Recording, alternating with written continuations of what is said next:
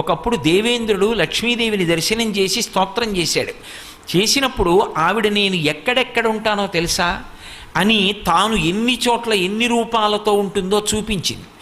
చూపించినప్పుడు కైలాసే పార్వతీత్వంచ క్షీరోధే సింధుకన్యక స్వర్గే చ స్వర్గలక్ష్మిస్త్వం మర్త్యలక్ష్మిశ్చ భూతలే వైకుంఠే చ మహాలక్ష్మిర్దేవదేవీ సరస్వతి గంగా చ తులసీత్వంచ సావిత్రి బ్రహ్మలోకగా కృష్ణ ప్రాణాధిదేవీత్వం గోలుకే రాధికా స్వయం రాసే రాసేశ్వరీత్వంచ బృందా బృందావని కృష్ణప్రియాత్వం భాండీరే చంద్రా చందనకాననే విరజా చంపకవనే శతశృంగే చ సుందరి పద్మావతి పద్మవనే మాలతీ మాలతీవనే కదంబమాలాత్వం దేవీ కదంబ కాననీపి చ రాజ్యలక్ష్మీ రాజగేహే గృహలక్ష్మీ గృహే గృహే ఇత్యుక్త్వా దేవతాః సర్వే మనయో మనవస్తథా రుర్దుర్నవదనా శుష్కకంఠో తాలుకాః ఇతి లక్ష్మీస్తవం పుణ్యం సర్వదేవైః కృతం శుభం.